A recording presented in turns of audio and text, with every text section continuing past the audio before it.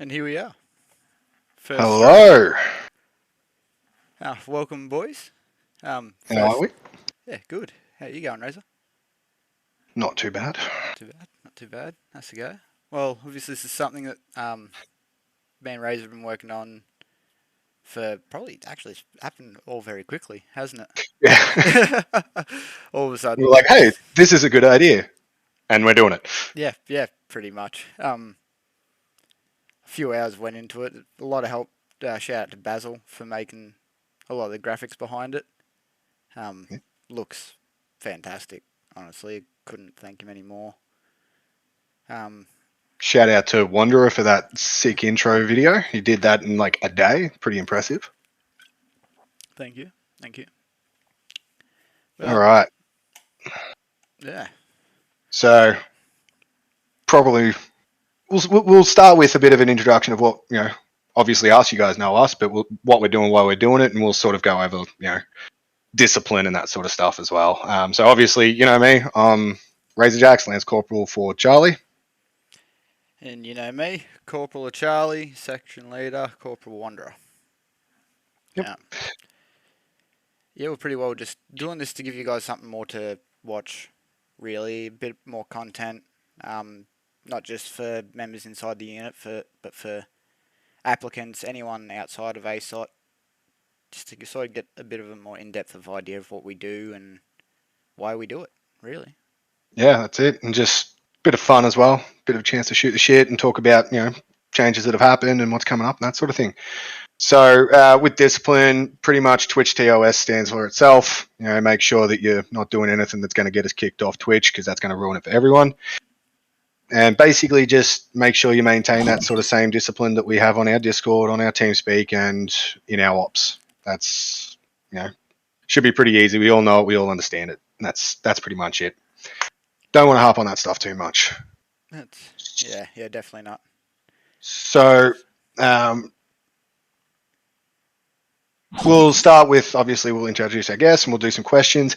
If you guys have any questions you want to ask, chuck them up in the stream chat. If anything jumps out at us, we'll pick it up, or our guest can pick it up as well, and we'll answer that. Don't feel bad if we don't answer yours. We got stuff that we are going to be talking about as well. So we'll pick up ones that really jump out at us though, and we'll go through a bunch of different stuff, and should be about an hour and a half, and then we'll be done. So hopefully you guys stick it out. Thanks for coming. And without further ado, I'd like to introduce our very first guest for our inaugural stream. You know him. You love him. You dirty fuckers have sent him dick pics. It's Dino. And yes, he did bring a webcam as well. He did. The reveal. Afternoon, ladies and gents, or evening actually, for most of you. First question from stream. Do we love him? Yes. Yes, we do. Yeah. And I'm not just saying that because it's right there in the script that he gave me. Yeah. And yeah, I'm on forced leave, so yep, beard growing is do it when I can, not when I'm allowed. So. But no, it's good to be here, and it's good to see you guys getting in, especially the J5 lads. Wanderer, brand new to J5, taking over department leaders, bit of a trial actually. But good to see things like this popping up, and good to see a good solid number from the community, and hopefully some guests here as well. So thanks very much for having me, and yeah, looking forward to seeing this for the future, and also being on here tonight. Yeah, well, cheers for having you, man. Yeah, absolutely.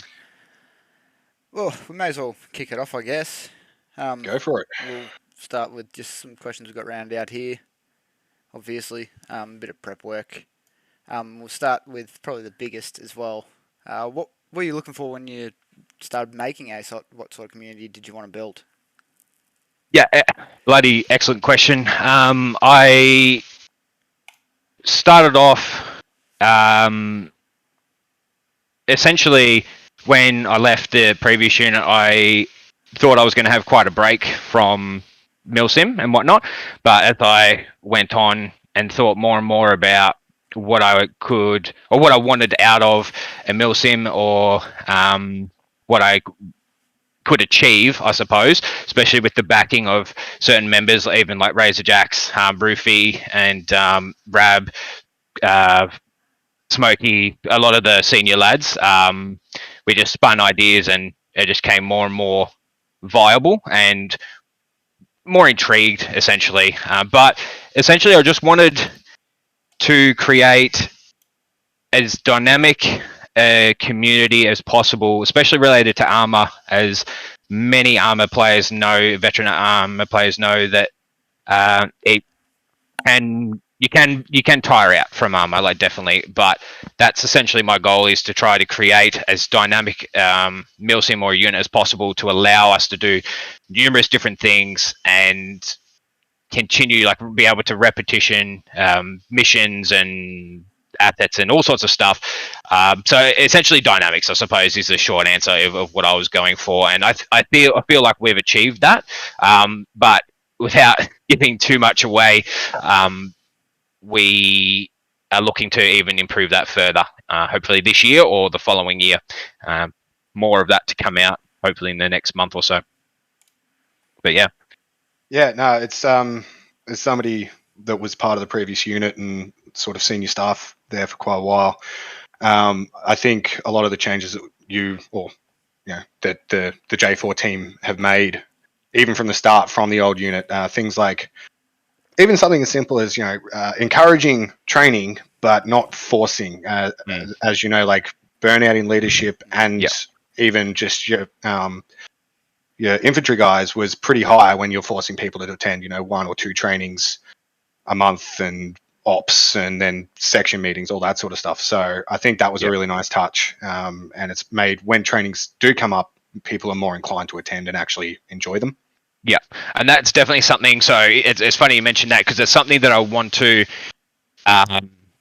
improve in terms of availability and training of different things, but nothing is going to be enforced. So essentially, if you want to do it, you can, and it's there to not only better your skills in ARMA, to learn something or skills, roughly related to IRL stuff, get your sort of military fix there, and also for something to do as well. I know a lot of people like to do the training because of the enjoyment aspect, and then I know a lot of the trainers do it because they like conducting the training. So being that that role model, that ability to, or they get pride out of training people and teaching people things. I know that's certainly something I enjoy doing, is teaching or passing on knowledge. So even though it may be looking at increasing that, we certainly don't want it to become a mandatory thing for every single role. Obviously, some roles like hotel, and probably, actually, that's probably still going to be the only one, but it's pretty much the only role that will ever be mandatory, just simply because of the valuable aspect of crashing and killing 20 people or 10 people when redepping, essentially. So, but yeah. Yeah, no, absolutely. And as I think it's Blitz said, more options for those that just want a novel on their TeamSpeak profile. Yeah. I can say for sure that at least the leadership skills I've learnt through just doing ops and stuff like that definitely have applied to real life. That's for sure. Yeah. I've had a couple of people message and ask, "Oh, hey, should I put ASOT, my experience within ASOT in my resume and stuff?" And I hate to say it, but I don't recommend it. But I certainly recommend taking the skills from what you do learn online and putting it into your real life aspect. Even just things like discipline, timings, organization, that sort of stuff. Like, there's absolutely nothing wrong with taking that and putting it into real life, like 100%. So, it just, employers aren't really going to care too much about a milsim group or a game that you play and that sort of experience. But like when I joined Army, I pretty much knew how to use the 152 before I even got there. So it's like, and then Raytel was significantly better than a majority of recruits at the time. So certainly certainly use your skills. I just wouldn't flaunt it too much. Just because of it's just not something employees are really going to be looking at or looking for. So you can rephrase it though, instead of sort of going, I play a computer game where I am a corporal or something. You can say, like, I'm part of a large community, which I have a leadership role in. We use a very organized structure. Blah blah blah. Yeah, definitely. So, just reword it. Don't. That's it. Yeah, unfortunately, a lot of employers sort of see video games and go, "Oh no." Yeah, 100%. What Blitz says essentially, 100%. Yeah, cool. So you talked about what you were looking for within the unit, and you sort of touched on the fact that you're pretty happy with how it's been going, and you did mention there's some things coming up over the next 12 months that you can't give too much away at this point, but is there anything coming up over the next 12 months, or what are you hoping for out of the next 12 months really? What are you really hoping that's going to take off? What's going to improve in the unit, that sort of thing? Yeah, so it's not so much like a couple of the members within the community, especially J1, J3, even a couple of J5 members. Like, it's not a huge secret that we are looking at a possibility of some changing in terms of Orbat, mission structure, that sort of stuff. But it's not so much that it's a significant change either, especially after we did the end of year feedback. It's something that I think a majority of the unit, or from that feedback, a majority of the unit is going to stand behind. It was 93 or 97% or something. So it was super high, but it's just, I want to present it really well so that everyone has a clear understanding of the idea, the potential of it, the downsides of it, our concerns, what we're going to do to address that. But essentially, we are looking at, again, making it more dynamic, increasing potentially in size. That's not our main goal. We are not looking to grow numbers without well, it's not our overall goal, I would say, but I do want to become more dynamic, more flexible, have the ability to use different assets. And I know that we do that every now and again, but I really want to push for that, because I feel that burnout for veteran members especially is one of the biggest threats of a unit. And we've got probably 50 applicants now waiting in our applicant channel, just sitting there waiting, and we're literally like, nope, sorry, you can't come in, we're full. Like, it just kills me to see that happen. So there's lots of potential. We have an idea, we have a system. We've been speaking to a unit called 7cav, which you'll probably be hearing me referencing a lot in the future, but that's just simply because of how they operate, what they've taught us, and how they've helped us. Like, they are absolutely awesome. They run 3 battalions worth of people. Yes, you heard that correct. 3 battalions worth of people. And it runs so well that it really answered a lot of questions or a lot of concerns that we had as J4, and we've been working closely with them. I went to an op of theirs yesterday morning. It's nighttime for them, but I went to an op yesterday morning, got to see a little bit more about what they do, got some ideas, and it's just really driven and answered a lot of the concerns and guided us in a way that my goal or my vision that I was saying before, so with the dynamics and all that, is now far more possible than what I thought, because I had some very serious concerns, same as you guys in the in the end of year feedback, but now the vision is clear and we have a plan, but we are just same as CAT, same as implementing anything else. I just want to make sure that it's right, present it to you all in its completion, essentially, and then from there we'll make the decision of what we're going to do and go from there. But just to assure everyone, it's not super dramatic, okay? So I know that makes it sound like we're going to be disbanding the platoon and fucking this and that, but it's not. It's really not. It's just some slight mission making changes in regards to Orbat and stuff, but you're not losing your call signs, you're not being removed or kicked out or anything like that. It's just simply some shuffling and additions, really, rather than reductions. So I completely forgot what the question was. That was just Yeah. that was good. That was sort of what are some of the things you're hoping for from the next 12 months. So that's great. Tree asked, what was server performance like during their op? And I'd like to add on to that as well. Like, what does their mod list look like compared to ours? Because we got quite an extensive one. Well, so look, they were like, bring friends. And I was like, no, look, I'm just going to go and see what the performance is like if I think that we will enjoy their ops. I got pretty good performance, about 200 ping, which considering it's in the US is not bad. I got a little bit of rubber banding, and I just cranked my view distance and stuff down a little bit to like 1.5K, and yeah, it was playable for me, which for anyone else is fucking probably ultra good.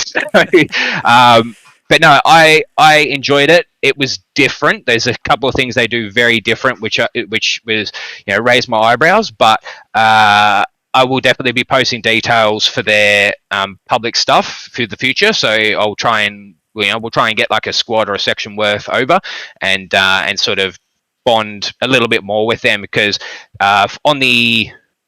this Sunday, it is actually the 30th, we are having their pilots grab our hotel lads, and they're going to run them through the U60 or the H60 mod, and they're going to actually teach them stuff, teach them the advanced systems, answer bug questions and that sort of stuff. So, which they don't do for any other unit. Like, it's just that we've gotten in, us J4, we sweet talk, and we've got in really well with them. So they're going to be teaching the pilots, that sort of stuff.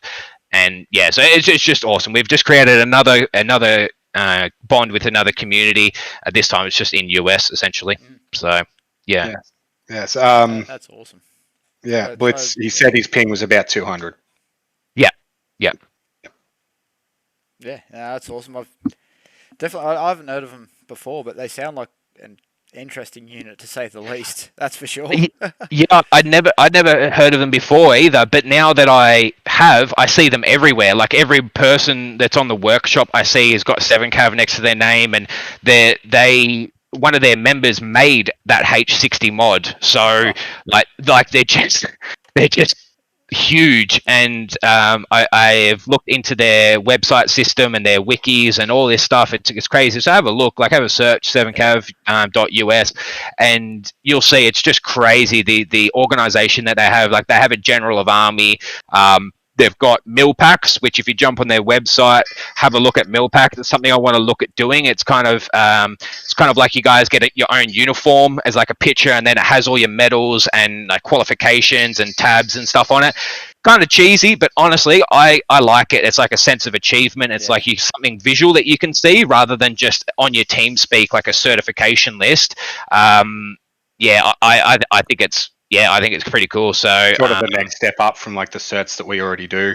Yeah, but it's also just a bit of like recognition as well, like for the effort of what you do. And yeah, I just think it'd be fairly straightforward. I'd have to have a muck around with the website settings and layout and that sort of stuff. But yeah, super cool. And the fact that they've got 3 battalions worth, it just baffles me. But they're like, it just runs by itself, they just dug along. Like, the generals and the top tier staff don't really do anything. It's just run by itself, and that's sort of what I want to aim at in terms of ASOT, and so more staff responsibility, taking the reins and really driving the call signs for themselves rather than sort of us restricting or pulling back. Just to, again, more dynamics, more responsibility, more flexibility, that sort of stuff. So, but yeah, this will all come out. I've spent days on this presentation and stuff. It's another slideshow, which we'll probably stream on this Twitch, and that way, and we'll talk about it in TeamSpeak. That way, you guys can follow along the stream, and I can present it to you guys. So a lot of work's gone into it, a heap of consideration and talking late nights and all this stuff. So yeah, I'm super excited, but I just want to make sure it's right and that we don't fudge up the year too much as well, because we've already got the entire year booked out for missions by J2. So huge shout out to J2. But we've literally got the entire year is done for missions, and we've still got leftovers. So it's fucking awesome. Oh, I try not to swear too much. It's awesome to see. It's all right. We got a mature rating on this. Ah, cool. Yeah, swearing's not a worry at all. I'm sitting here sipping on my beer, so Yeah, don't worry true, about swearing. That's it. No, that's yeah. I just feel like even the logistics for timing to talking to seventh Cav and everything like that, and logistics within themselves, with being how big they are, would be an absolute nightmare. It would have been years to develop that sort of thing. Yeah. Well, I saw somebody say their General of Army, Tree said their General of Army has been in the unit since 2008. Yeah. Oh, wow. Yeah. Which, that's a long time for a unit to be running. Yeah. Yeah.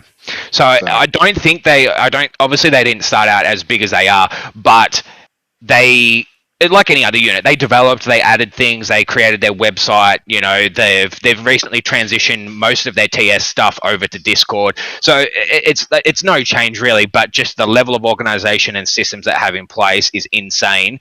And the thing that really stood out to me was how it ran without necessarily people having to be driven forward or guided by the top tier guys. It was kind of just independent, I suppose. So yeah, it was just really interesting, and I'm really glad that I found them, and they were so willing to help out and give their time and ideas and everything. So it was really, really good. So we'll see a little bit more of them around. We'll try to get some joint stuff going. They're keen to come to ours as well, see how we do our stuff. So it should be good, and hopefully get to mingle with them a bit in the future.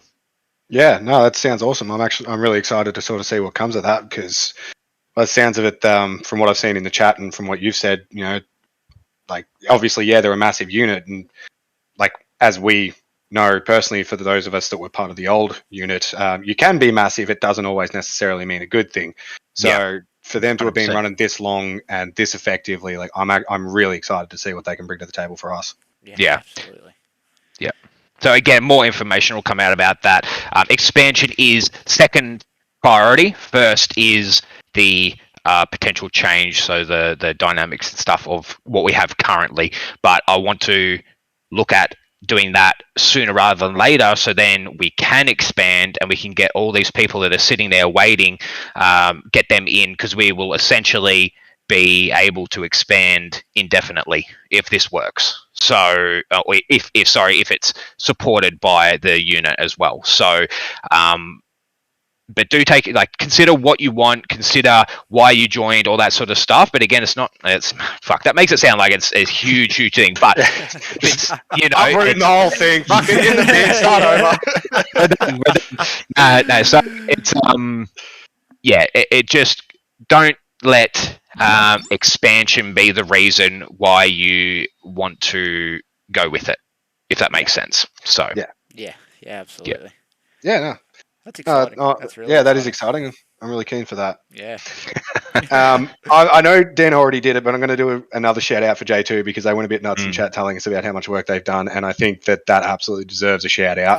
Oh, 100%. No, at one point last year, we were struggling. We were sort of scraping the bottom of the barrel to get some ops together to get us through the end of the year. So you guys have worked your little butts off over the break and everything, you know, and as somebody who doesn't do it myself, but I get to enjoy the fruits of that labor every Sunday, thank you. And you've done, I'm really excited to see what comes, and you've done well to get that much together in such a short time. Yeah. Oh, God, yeah. Being XJ2, I know how much work goes into missions, let alone campaigns. It's ridiculous. I couldn't keep up with it. That's why I left.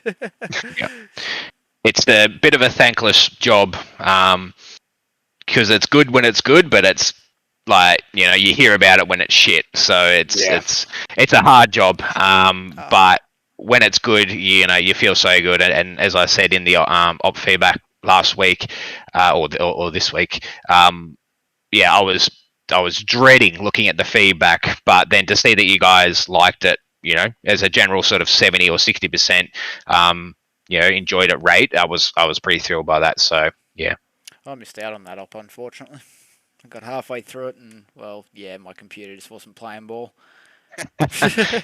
Yeah, it was a bit rough, but we'll get there, and hopefully in the next coming weeks it won't be too bad. There'll be some chopping and changing and stuff perhaps, but yeah, we should be back into the groove. Well, that's one of the things I like about our feedback and the people we have in our unit in general. Even the ones that, maybe they don't enjoy so much. It's not, this was shit, fucking shit, kill yourself, 0 out of 10. It was, hey guys, I can see where this might have been fun for some people, but maybe look at this. It's constructive. It's criticism, but it's constructive. It's helpful. You get the occasional one that's just like, nah, didn't enjoy it. You get that. That's fine. But most people, if it's negative, they'll do it in a constructive way, and I think that's really important because it's literally the point of the feedback forms is to sort of see what can be improved on, what people didn't enjoy, and that sort of thing. So. And well, as you saw this week, we got an entire, or not an entire mission idea, but an objective idea just from the feedback. Of who was it? I think it was Chocky mentioned about the cutting off the supply lines. From that, you can nearly develop an entire mission from that. So it's why it's super important that we do it. But again, it is constructive, and it gives you guys a voice, which is super important. Always want everyone at the lowest level to be able to have a voice and put it forward. Yep, absolutely. Well, we sort of touched on process of mission making. You guys have got that well and truly under wraps at this point. So coming to the start of this year, obviously we had a lot of mods added over the break that you guys obviously would have gone into, put a lot of time into sort of researching and making sure they work and that sort of thing. So what was the thought process? How do you decide whether a mod's worth it? How do you decide if it's not? What really catches your eye about a mod, that sort of thing? So it's a long process generally. For some mods, it's a very long process. Cat being the biggest or best example, it's something that we knew the unit wanted as a majority, but it just was not ready. We weren't ready. It was the mod itself was not ready. We did not want to rush into it and then have it just ruin everything. So, or even using DApps as an example, we probably did rush into that. We repacked it, off we went, we fixed some stuff, but then we didn't probably test that enough. We tested it in lib and stuff, but anyway, so a good example of why things like Cat do take a long time, because there's a lot of considerations, a lot of testing that has to be done, and then we can make the decision to implement it. So that's probably a good example of a bad turnout, really. Cat, in the other hand, is something that we have tested, that we have considered, that we've had countless medic meetings, we've had medic trainings, we've run it on lib, we've run it on midweeks. I've spoken to other units about it, and now that we've trialed it, it was successful. It was really successful for the first time. So that's why it takes so long. That's why it takes so long. So with things like the H60 mod as well, again, we have sort of rushed into that, but we have the support of 7Cav there to guide us. We're on their Discord. Basil's part of the pilot testing group. So we've rushed into that as well, but we've sort of been on the better side rather than DApps there. There's so many mods. There's so many mods you could add, but the primary focus for Sunday operations is performance and enjoyability. So in terms of the mission itself, having cool shit is pretty low on the priority list. So hence why things like NI Arms, the Bushmaster mod, ADF Uncut. So yeah, it's cool. Yes, we could probably add it, but it just doesn't, like, the value add. Yeah, the value add of it is just not enough in terms of potential loss of performance. So yeah, so that's always the priority is performance, and trying to keep that mod list low as well, because that just inadvertently helps with performance, and makes it easier. But yeah, so it's a complicated process. We try to make it as fast as quick as possible, but sometimes it just isn't. So. Yeah. And at the end of the day, as Baz said, like, it's important to remember for us on the ground as well, when we get in, we start an op and we got a new mod on and the server shits itself. Yeah. And people have been really great about this recently. Like, again, shout out to everyone. Yeah. The behavior and the maturity about having to restart servers and everything has just been absolutely fantastic. But as Baz said, it's really hard to do a test mission with 60 players. Yeah. Sundays sort of are the test mission. Yeah. Well, that's exactly right. Like, you need the number that you normally run at to test to get an accurate understanding of how it's going to run. So if you've only got 10 on lib, that is just, it's not even comparable. Yeah, well, it is to an extent if you notice an effect, and then you're like, well, definitely not adding it then. But it's, that's why Sundays, especially in the start of this year, will be the test per se, because we need to understand how it operates at a 50, 60 player count. So, yeah, absolutely. So yeah, there you go. There's a lot of thought that goes into it, guys. So those of you that suggest mods and it doesn't get in, don't feel bad. Yeah. Sometimes it just doesn't work. Unlike T-Fire animations, which was my suggestion. I still love it. That's one of the greatest things ever. Yeah, awesome. So we touched on sort of some of the things coming up over the next 12 months. You did mention earlier, I can't remember if it was when we were chatting or it was on the stream, but you sort of mentioned that J3 has been busy with a lot of stuff coming in. That's right. We talked about the trainings, more trainings coming up and that sort of thing. So what sort of trainings are currently in the making that you can tell us about that you're excited about? That's something I'm also really pumped about, is the trainings, because the potential change I was talking about earlier will be heavily dependent on trainings. And again, it's not going to, because it's going to be mandatory, but there's going to be progression within the unit. So I feel at the moment that a lot of people within their roles are stagnant. Like they get into, let's say, medic, and that's it. Like they've done everything that they can do. They get into staff, they've done everything they can do. So something that I want to see, which again, inspired by 7Cav, is fanboy the ability. I'm a fucking, what do you call it, a groupie, man. I'm following them everywhere. It's crazy. But no, so I want to see progression and options available to everyone, so they can not only keep themselves entertained, but better their skills, better their abilities in game, even out of game with management, that sort of thing, can add value to missions, can add opportunities to mission makers. So let's say, for an example, that you are a medic, right? You might conduct your basic medic training, but then I want to look at advanced medical, and then I want to look at, advanced medical with paradrop, so PJs. Then you might do advanced medical on naval craft or something, like just to progress to different levels or different abilities without having it to be, again, mandatory, but just to give you guys stuff to do. The example that I use, God, I'm pretty much presenting now, but no, actually, I'll leave it. I won't use that example. That's all right. No spoilers. But, yeah, so what's in the works? Currently, sniper and marksmanship training is in the works. That's at sort of review stage. CQB, the new CQB training, it needs to be tested by the trainers, so that's pretty close. What else off the top of my head? Well, Tree's asked if we got a potential PJ role in the future, so anybody that wants to be pajamas. Yeah. So that, yes.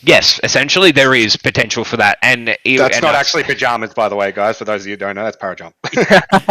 yeah. So para rescue is essentially that. But yeah, there is essentially with the change, there is potential for anything that you can think of. ARMA, there is potential for that. So that's why I want to strive for this change, because anything that you can do within ARMA, if you can do submarines, if you can do airborne, PJs, snipers, UAVs, frigates, like anything ARMA you think of, we're having the potential to do in the future. So that's why I'm wet about it, because I'm keen, as you can probably tell. I'm giving away half of the shit, but anyway, back to training. So yeah, there's stuff in the works. We have changed the way that yes. So Blitz, perfect example there. Engineer, then you can specialize in demolitions, then construction, fucking rah, like. So one base standard, and then you can work your way up, specialize in different things, and then the mission makers can then look at that and go, oh yeah, sweet. I'm going to implement this into my mission because we know that we have people qualified or able to do that.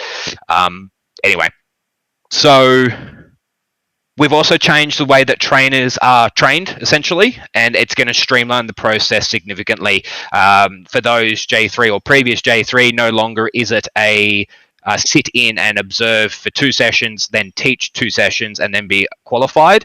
We're now doing a system where the trainers will essentially do an internal trainer session. So we'll go, hey, who wants to be qualified in CQB? Or sorry, qualified to train CQB. And then so we'll get, let's say, 6 trainers, and then we'll go in, do a session. They'll learn, they'll just sit and learn as if they were trainees. And then they will run a session. So just the trainers again will run a session, and they'll rotate about 30, 40 minutes. That way, because like they don't need to do a full, 2.5, 3 hour session. We just need to see them conduct some of the training, or particularly the complex parts, and do it to the standard. So then we can tick them off, essentially, because especially all the current J3 trainers are all more than qualified or more than capable. So there's no need to really dick them around. And I think with that system, we'll be able to really expedite the process, essentially. But yeah, that's a big focus for this year is trainings. Yeah, and that'll be good, because obviously the more trainers we have able to take different trainings, the more sessions we can run for those. Exactly. Have maybe different availabilities and that sort of thing. Yeah. Yeah, and refreshers and stuff like that as well. Yeah, absolutely. I know. I'm excited to see the CQB stuff, as Razor knows. I love anything CQB. It'll be good, and the variety of trainings, particularly with the unit looking to sort of branch into some different things, where those different trainings, they're not just things that'll be on your team speak. You'll use them. That's going to be really good. We do have a couple other questions, but if you guys have questions, chuck them up in the chat. And in the meantime, drum roll, we have an exclusive reveal. If Major Dean Thomas would like to bring them up, say hello. Sorry, Razor. Go.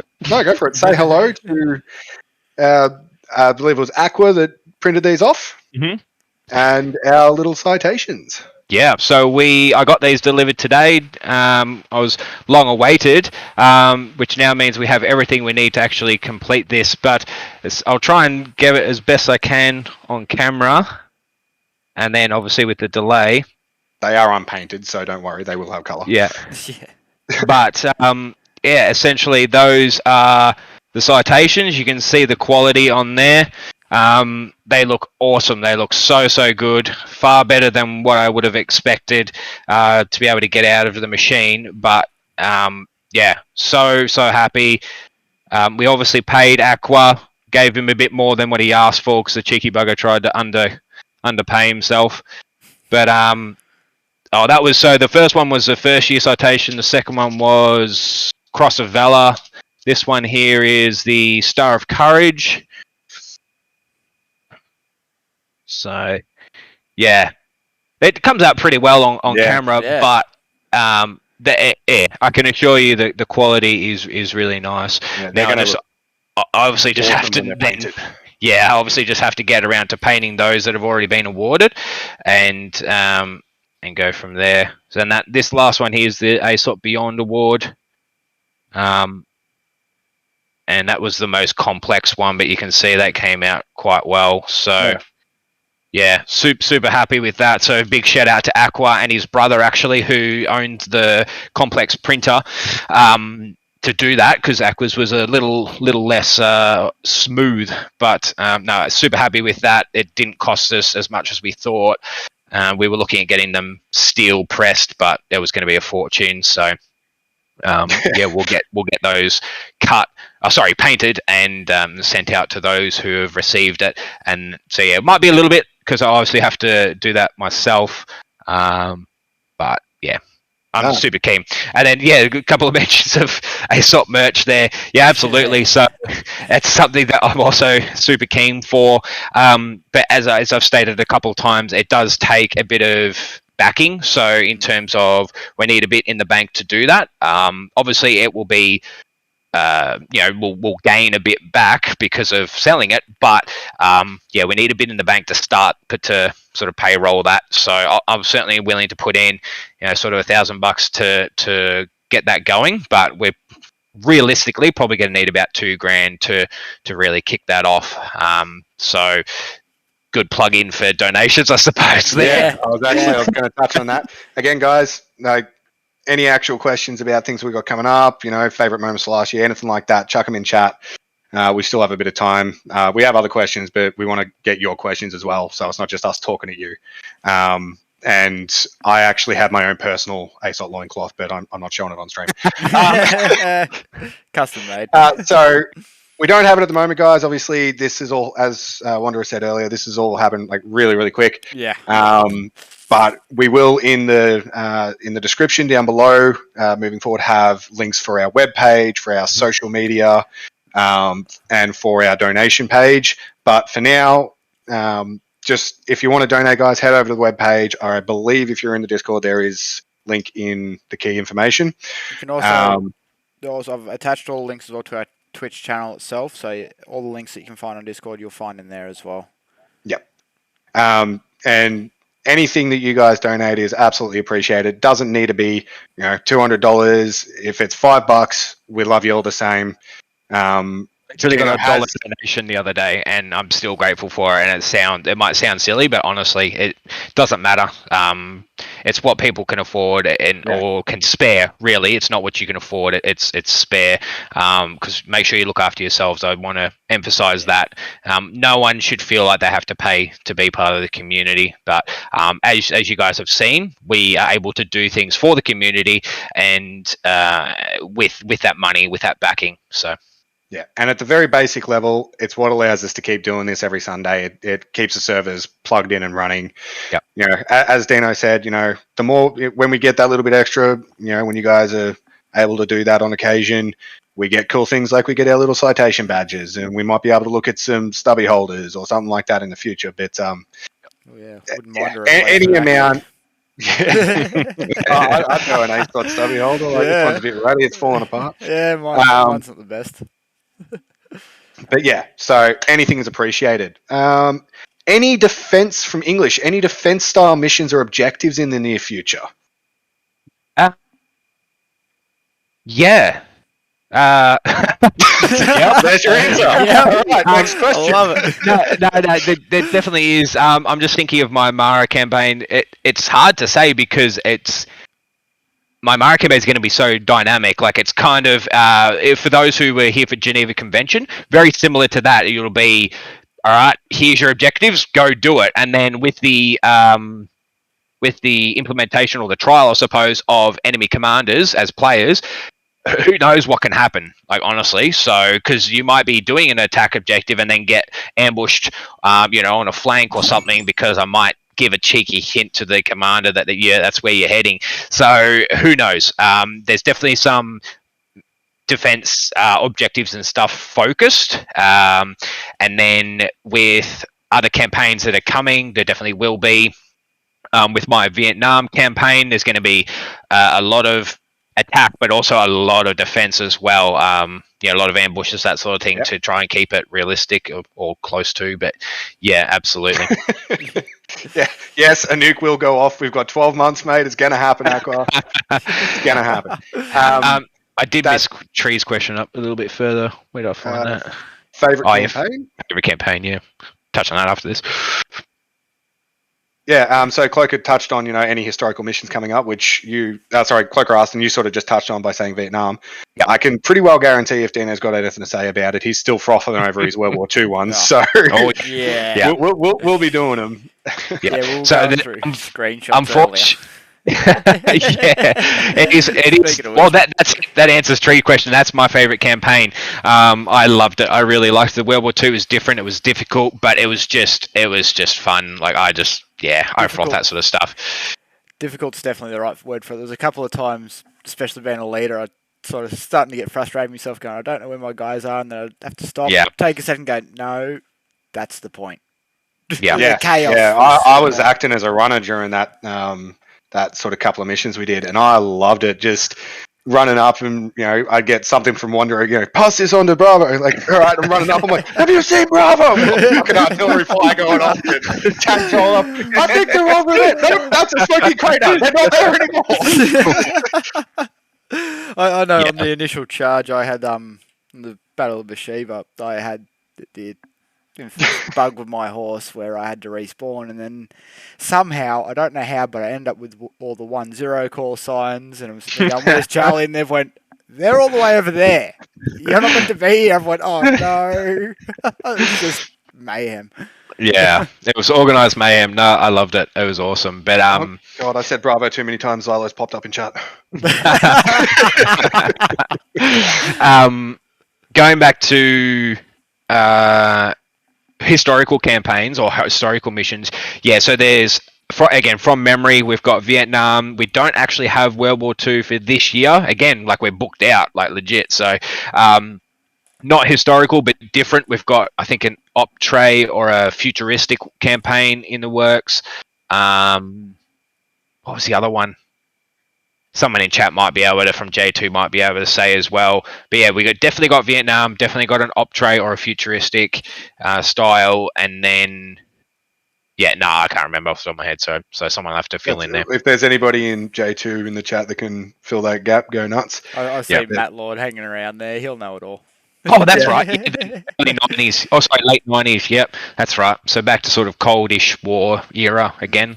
That was well received last time. So.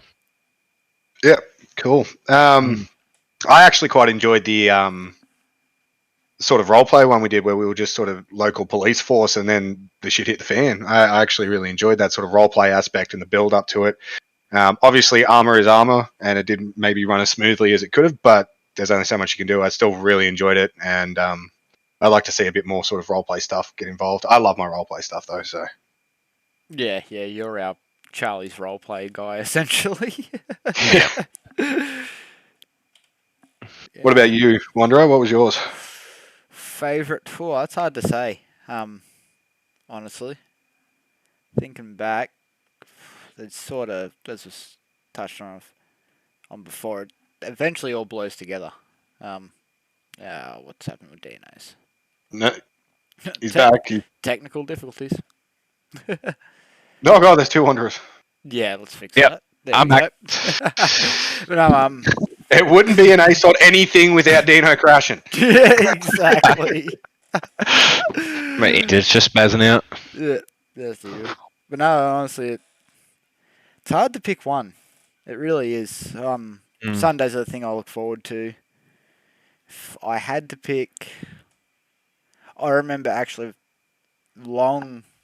when the unit first started, it was probably Smokey's campaign that we did before I was even Seco. I was just MG for Charlie.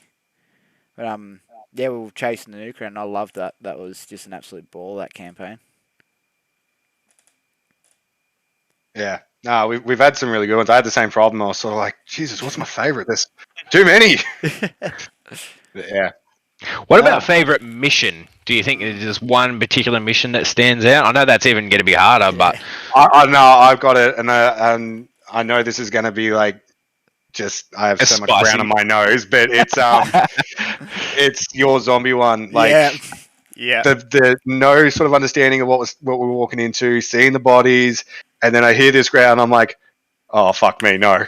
Turn around, and there they are. I'm just like calling it in as I'm running away, and PHQ's like, I'm sorry, come again. Did you say zombies? I'm like, yeah, fucking zombies! Uprising, that was that, and that was Uprising. The one that turned into a campaign that was just going to be a single mission. I was like, this will kill the server, and then it actually ran pretty well, and I was like, right, fuck, now I got to make a campaign. So, that was good. Yeah, that was good. Zolo said rushing shield. He liked that one. That was yeah. Absolutely. What about yours, Wonder? Would that be the same for you? Do you think? I thought initially, but probably actually, when Basil's Vengeance character first came out over Platoon, that was just chills to the bone. Yeah, I can still remember what, like, Charlie's section. We're moving into this overgrown, creepy as fuck amusement park. We're at the gate, and then over Platoon radio, Vengeance comes over. So none of our guys can hear it. Just me, Wanderer, and I think it was Dennis at the time. I think so.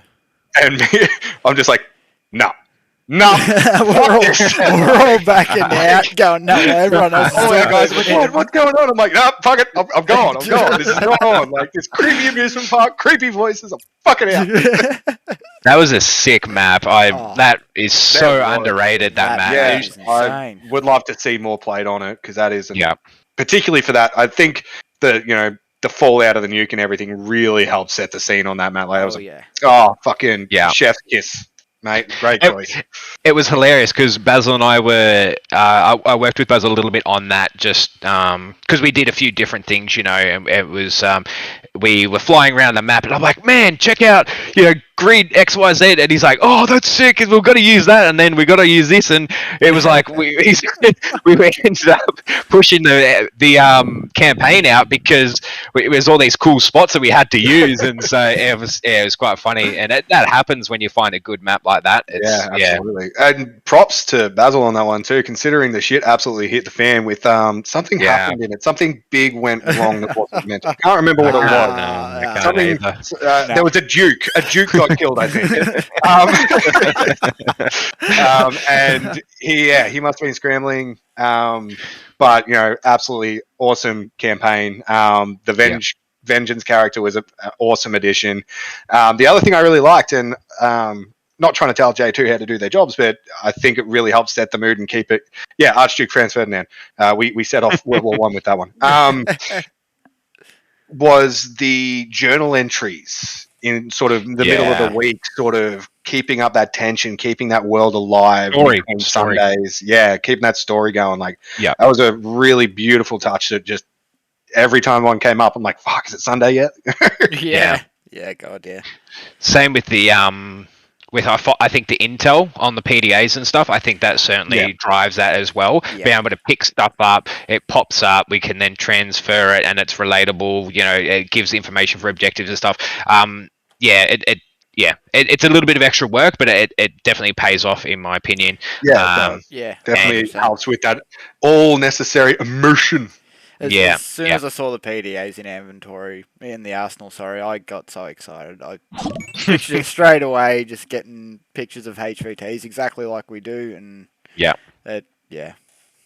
was awesome. Oh, fuck, that was some good questions, guys. Keep them coming. We're going to probably aim to wrap up in about 25 minutes. But if you've got more, keep them coming. I have another one here. So we've heard it talked about on the Discord and all that sort of thing. ARMA 4 is a thing. There are screenshots. We don't know when, but if it ever releases, what will you be looking at switching the unit over into ARMA 4? How long do you think you'll wait before you do that, and how will you sort of go about that transition? That's another big, deep question, but essentially, is how I do it. Essentially, however long it takes, and it's like mods don't want to rush it. It'll realistically, it'll probably take a year or two of Armor 4 being out before you look at transitioning. Unless they knock it out of the park. If Armor's 4 is Armor 3 or everything Armor 3 but better, then instantly.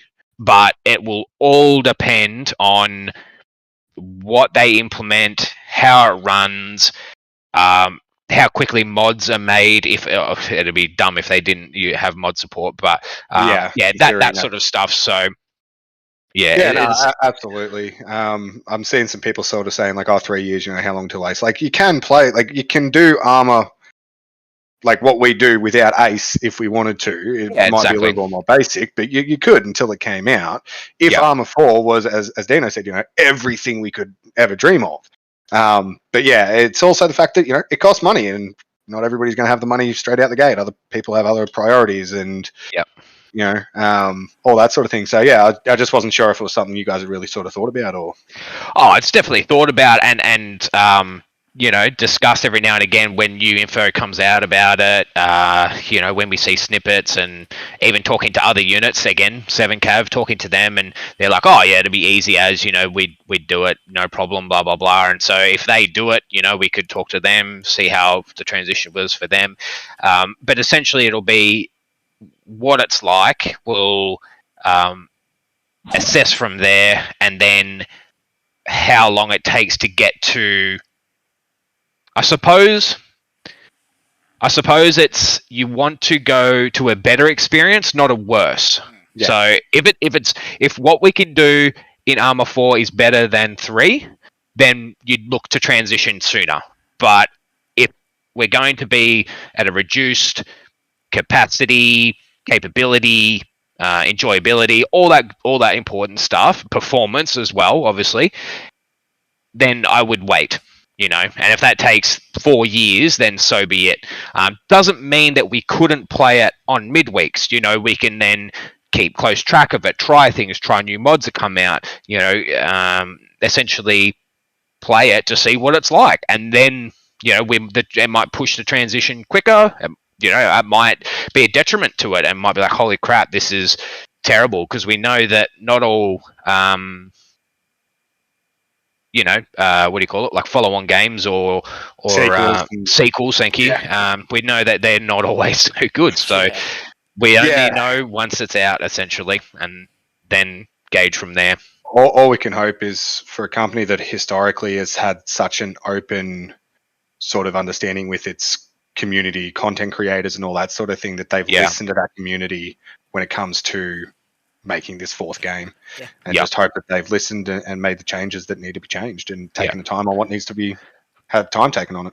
As long as they've looked at the mods, right, the most popular mods, and they implement that into game, it will be the greatest milsim game of all time. Like Armor 3 is really, there's nothing really that beats that at the moment, but it would just be like they'll make millions if they do that. But if they go backwards, or they try to completely rechange the base systems and things like editor and mission making, and they try and jumble all that around, it'll be a huge failure, I think. Or it'll take a long time to recover. So it's they need to keep the spirit of what Armor 2 and 3 were. Yeah, but make the improvements that need to be made. Like, they're using a new engine and everything. Use that as an opportunity to focus on optimization and reliability and performance and optimization will be the two biggest things, I think. Especially for unit wide, really, not just player. Unit wide optimization is the biggest thing that we find that restricts us. Yeah, and AI, anybody can jump onto Armor single player and get reasonably good frames. It's what happens when you've got 60 blokes and women, getting on together and all doing their thing, and does it get more than 20 frames? Yeah, 100%. We know the programming and the power and everything's out there to allow for that. I mean, games like Squad have 100-player servers. Even Battlefield's got like 64 and 64. things like that. You're saying these, and those are some pretty nice looking games as well. All these battle royale games, they're all 100-player servers. I would honestly be happy with a graphics equal to Arma 3, but just with better performance and smarter AI. Yep. Essentially. Yeah, absolutely. That's, I'd be cool with that. And I think a majority of people would be cool with that as well. Maybe an increase in process power for things like terrain, like vegetation and stuff, so that when you do go into a jungle, it's or a object heavy area, it's not bending you over and just driving home. But Yeah. but like graphics, whatever. Like I'd be happy with an Arma 3 equivalent, really. Yeah, I mean, Arma 3 is definitely not the best looking game out there, but it gets the job done, and it's more about what you're doing with the guys you're with, and the events unfolding around you, than being like, oh, that tree texture could be better. Yeah, Yeah, 100%. even then, I still hear people talk about Arma 3 even being realistic. And I think we've gotten so used to it, playing it so much that like when I was doing the filming for the intro, there was a couple of times like that. The guys in the snow there, I was like, wow, that actually looks really good. Oh yeah, we get some right. insane. Oh yeah, the screenshots can be insane. Absolutely. Yeah, 100%. Basil, sorry, go on, Dana. No, you're up. That's Basil was just saying that Bohemia Interactive is pretty good recently in sort of hiring community content creators and taking their feedback on board and everything. So that's actually a really good sign. Anytime the company uses their community and listens to them, that's a really good sign for the future with that company. Well, there we go. There's a good screenshot right there. Say that you'd be forgiven for thinking that was real at certain sizes, wouldn't you? Fucking oath. Yeah. But it's smart. Like Bohemia would be dumb to not try to recruit all of the top mod makers. Like it's free, well, not free workers, but it's free experience and knowledge. Yeah, 100%. Like, it's and that going. I know I'm going about 20 steps back now, but that's part of the reason why I'm looking at the applicants list and going, oh god, I want them in, because there's probably notably 5 or 6 really sort of experienced members or people, in that applicants list just sitting there, and I'm just itching to get them in, because you can't buy or teach it, to an extent. You can't teach 5,000 hours of ARMA. You can't teach 2,000 or 2,500 hours of mission making. It purely comes with experience, and to see those players sitting there, it kills me so, or potential members sitting there kills me so. It's so Bohemia is doing the right thing in that regard. Like, it'd be so silly not to try to recruit some of those mod creators, especially the CDLC for some of them that's such high quality. So, like if Deadman, Prairie Fire was nuts. Yeah. If Deadman doesn't get hired or isn't already hired by Bohemia and being paid $100,000 a year, they're fucking idiots. Out of curiosity, just while we're on the subject of applicants, if we have some applicants in the chat, chuck up something in the chat and let me know. Just curious to see, what this sort of what audience this is reaching at the moment. Just because we're trying to use it as a way of keeping applicants engaged as well and that sort of stuff. So I'm curious if there's any actually in chat at the moment. Say good day, and we love you and we haven't forgot you. We just need to make sure our server doesn't catch on fire and melt a hole in the ground. Yeah, pretty much. I've been posting a bit more regularly in the applicants channel to just let them know we haven't forgot about them and that sort of thing. So, but then we also had, I think it was 3 or 4, just people that weren't part of the applicants, I suppose. They came along to Bulwarks and had a good time. We had 3 ACOM guys come along, 3 or 4 ACOM guys. Yeah, so it was really good. I want to keep driving that forward and try to get them in to not only ARMA missions but other games, just get them in the community. So yeah, I definitely want to strive for that. And it's just such a shame to see them leave the server, because they'll read the welcome message, which I have to change actually, that says we're full, we're not accepting applicants, when we are, but it's just Ugh. Because Yeah. we've already got so Yeah. many to work through. Yeah. I know Yeah. once those gates open for J1, it's going to be absolute go, Have fun. like. Yeah, and J3. Yeah, absolutely. J3 definitely going to have their work cut out. But the experience, the experience there, even just the new guys, fresh faces, keen. I watch the ARMA 3 Milsim Facebook page, and there's always people there being like, hey, I'm looking for a unit, one night a week, blah, blah, blah. A lot of them obviously US or Europe and stuff, but it just shows that the ARMA 3 is still kicking along pretty strong. Yeah, it's crazy how long it's lasted. Honestly, Yeah, like yeah. still see new units pop up everywhere, and ones have been going for like 7th Cav, for example, going for years and years and years. It's crazy. Yeah. Well, it's funny because they have actually, what do you call it?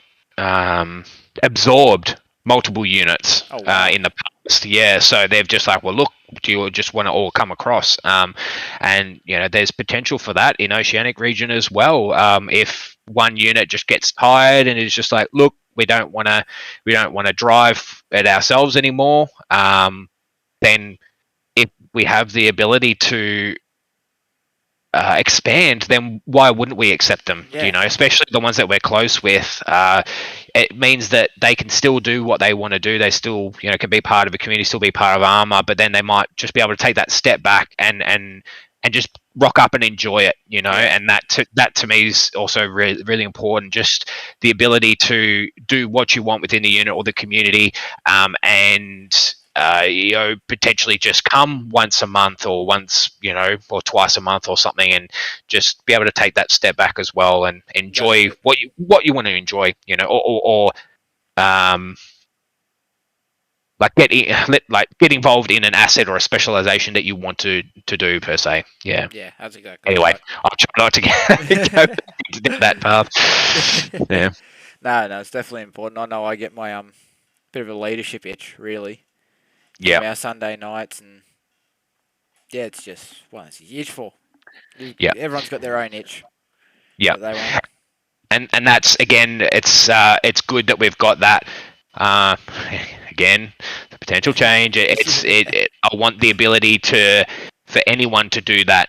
For you wanted to go, okay, well, actually, I don't feel like leading tonight. I want to go and be a medic, or I want to go fly fixed wing, or and that's don't go get me excited about fixed wing.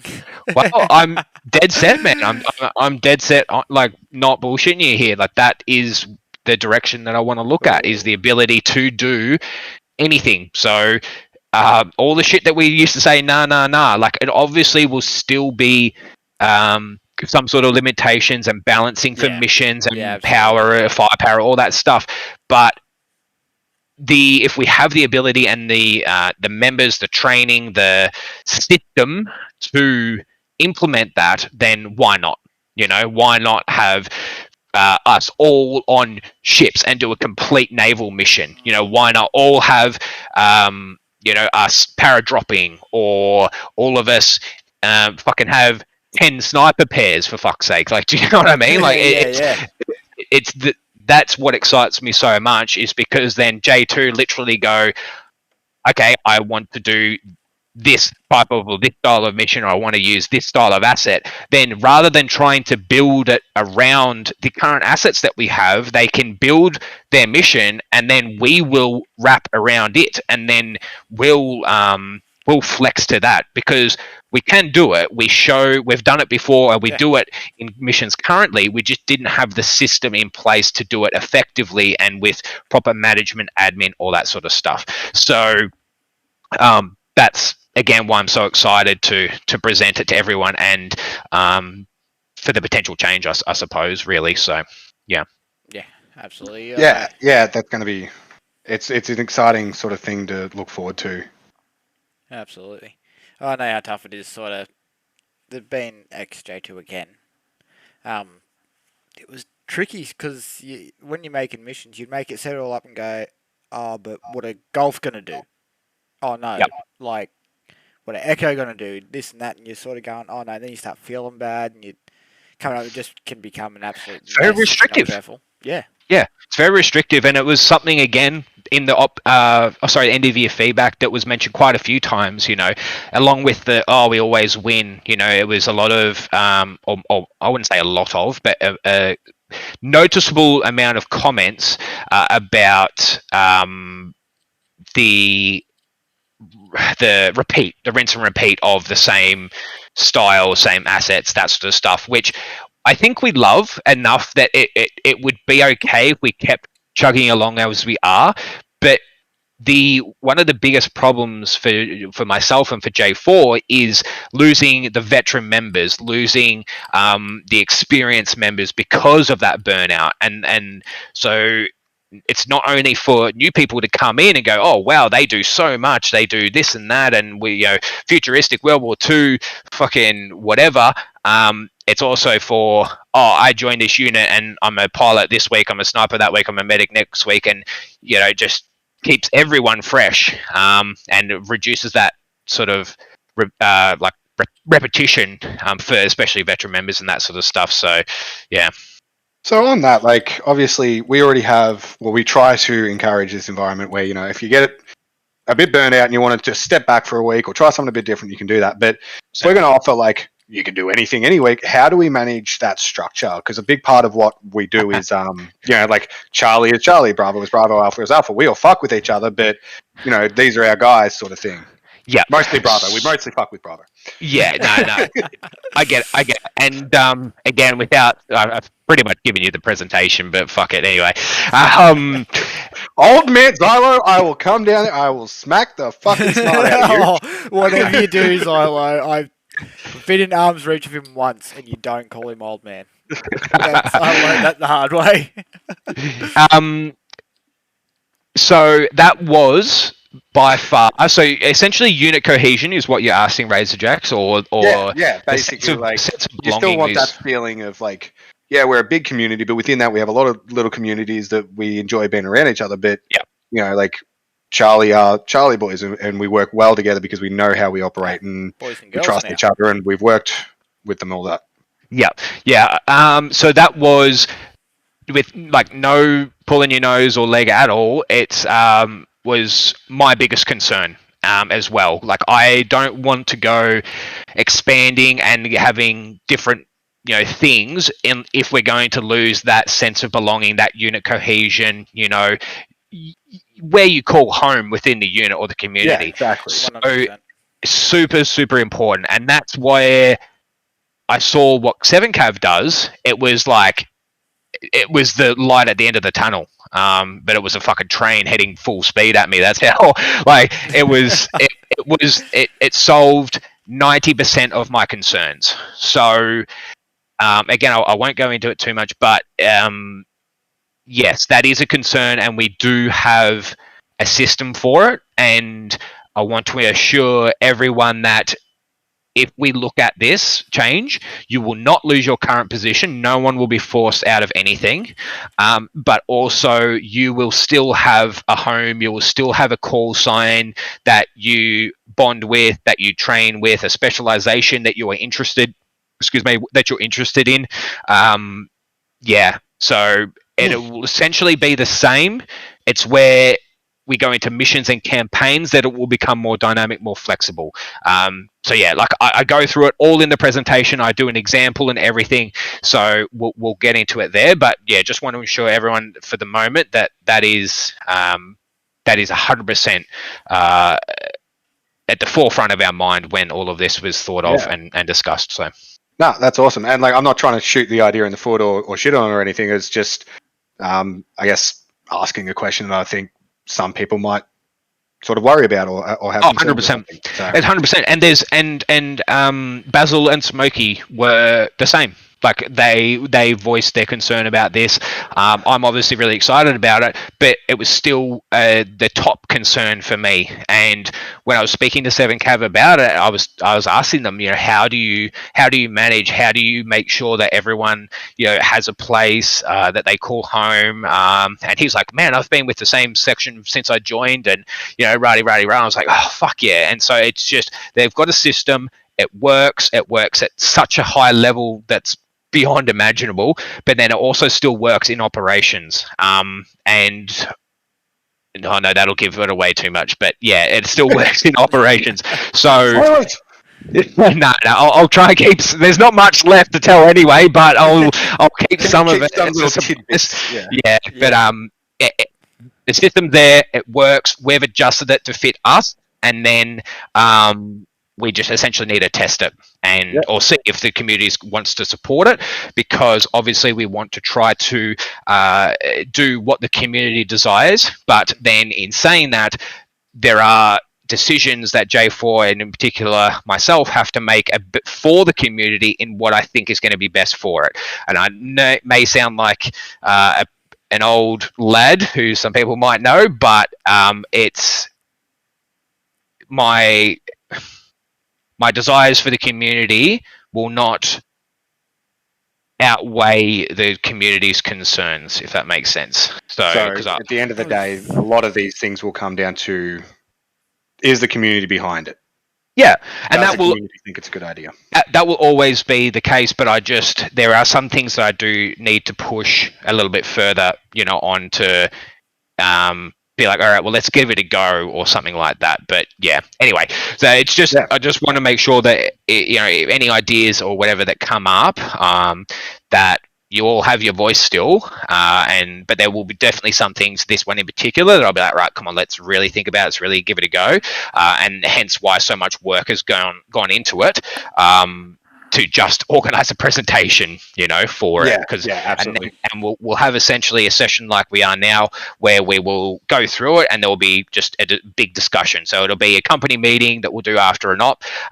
We'll probably end the mission a little bit early, and then give the ability for everyone to. We won't leave until everyone's concerns are answered, essentially, and that way we all have a voice. We'll have, and it will give us as J4 the opportunity to take things that we haven't thought about, organize either a fix or just answer them. Because I've tried to put the major concerns or the most popular concerns that we had in the presentation, but there's just some that I'm simply not going to think of. So yeah, no, fair enough.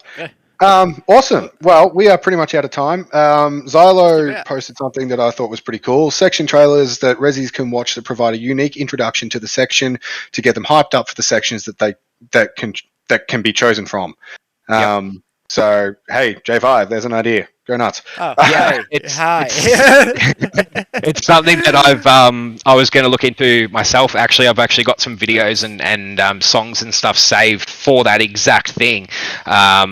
Because I just wanted to put it on the website, so it could be like, you click on X call sign and it has a trailer of either in-game operations or created. But I would prefer some in-game operation content as well. But it's just obviously a bit of work. But that's I will say that Broche should not get any kind of creative control over his, just based on what he said. So, a lot like Cloak Attachment as well. Yeah, he'll edit it, and I'll edit it as well. So there you go. Two people editing. That's it. Go nuts, guys. It's that's a really good idea. And as I like that. Dino said, that was something he was already sort of looking at, so we can definitely run with that. We're going to have to call it there because we're about at the hour and a half mark. How hard would it? I don't know if this is something we can really do, but actually, no. It's been For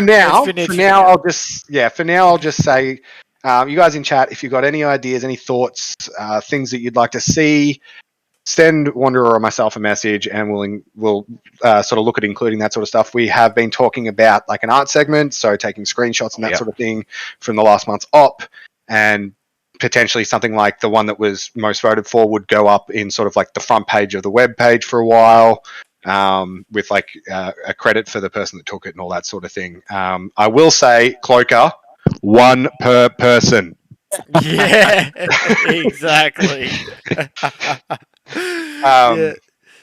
That's definitely something we want to look. If you guys got ideas for this show, I suppose you'd call it. If you got ideas, send it through to us. We'll definitely look at implementing them. We're always looking for ideas. Really, that's it. We want to keep this fun for you guys as well. It's talking about the stuff we're doing, but got to be fun. we want people to keep Yeah. coming back and watching it. So anything you think, send it through. I can't say that we're going to do all of it because we do have a limit. we can't be here from 7 o'clock until 2 in the morning going, Yeah. and now it's time for the funniest stream comment. But yeah, feel free to sort of send us a message, and welcome back. We'll have a bit of a discussion as well, see if we can't come up with sort of maybe our own like feedback type form or something like that. Absolutely. Yeah.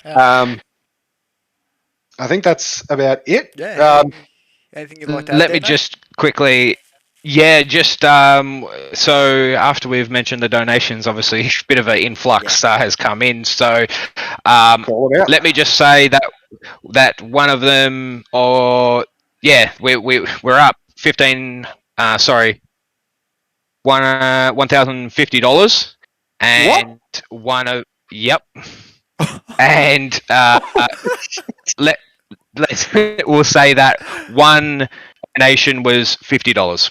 So work out what the other donation was worth. So wow. Yeah. And the member, I won't disclose just yet, but the member that was the larger value has already received an award for such large values. So I'll talk to him about if he wants to be disclosed, but he knows who he is, and he has immense love for the unit, and he's probably one of the hardest working, and he's been here from the start. It's probably an underappreciated member at times, but just this is my opportunity to show him how much that I do appreciate everything that he does. And it's not just the monetary value, like he puts in immense work for the unit and for what we do. So disclose if he's happy to, but yeah. That blowed me away. Hunter Shadow 751 said it's fine if you disclose. I don't know if that's the person that sent it or if it's just somebody trying to be a crafty little fuck. No, I'll make sure before I do so. Yeah, no, that's right. Whoever you are, thank you. That is an outrageous amount. Actually, before I forget on that, we will be adding a donation button. Anything. This is official ASOT channel, so any donations, any tips, any bits, or however the bloody hell Twitch works. I don't know how Twitch works. It'll go straight into the ASOT PayPal. It all goes to them. We do this for the love of it. This is just something for the community, for us, and any money goes straight to supporting ASOT. So, exactly. that's something to come. But thank you, both of you guys. I know it's easy to get caught up on the guy that donated 1,000, but the guy that donated 50, same thing, man. Like anyone that donated anything at all, you are a straight up legend. Yeah. I want to reiterate that because, as I said, there was someone that literally donated $1 the other day. He's like, "That's all I can afford." Sent me a DM, and I'm like, "I appreciate it, man." And it was kind of like maybe considered as a bit of a joke, but I just took it serious. It was like, nah, we don't care if it's $1, if it's $1,000, if it's $50, whatever. It doesn't matter because otherwise the cost comes down to myself, and we have several members that donate regularly, monthly, sort of comes out automatic, and they're in varying levels or varying amounts, but it honestly doesn't matter because it personally helps me, but obviously all of the money goes back into the unit, so not $1. If I use PayPal for something, I then transfer it immediately from my bank account, so not $1 goes to me, it all goes to the unit. So yeah, much appreciated for those members. Yeah. And for those who guessed it, he's messaged me. He's happy to be disclosed. It was Keegan. So, yeah. Fucking money bags, mate. Yeah. Keegan. Yeah. Well, I had my suspicions, but didn't want to say anything until he gave the all clear. So thanks, mate. You are an absolute champ. And thank you as well to the guy that donated 50 and to the guy that donated it all. As Dano said, and anything, every little bit, it counts towards it, and it's always appreciated. Keegan's keys, yes, that might actually be something we can have a chat with Keegan about. We'll look into that. Like I said, we're open to ideas, guys. So send them through to us in Discord. We'll discuss them, either Wanderer or myself, and we'll have a chat about them, and we'll look at implementing some extra things moving forward. But for now, that's all the time we've got tonight, guys. Thank you so much, Dino, for being our first guest. You're an No stress. absolute pog. I think I used that right. Because I'm not old, I Tyler. think. I mean, I'm my age, and I still question these things. But yeah, thank you everyone that stuck around, everybody that's tuned in for a bit. You guys were absolutely awesome. This has been a whole bunch of fun. Hope you guys had a blast. Keep eyes open. We're going to keep doing this as long as you guys keep coming along to watch. Remember the webpage. It's got all our details, all our art, all our screenshots and stuff, and our social links. Make sure to check them out. The guys in J5 do a lot of work to put them up and that sort of thing. So thanks, guys. From Razorjax to 2IC of Charlie. See you next time. Cheers, boys. You guys.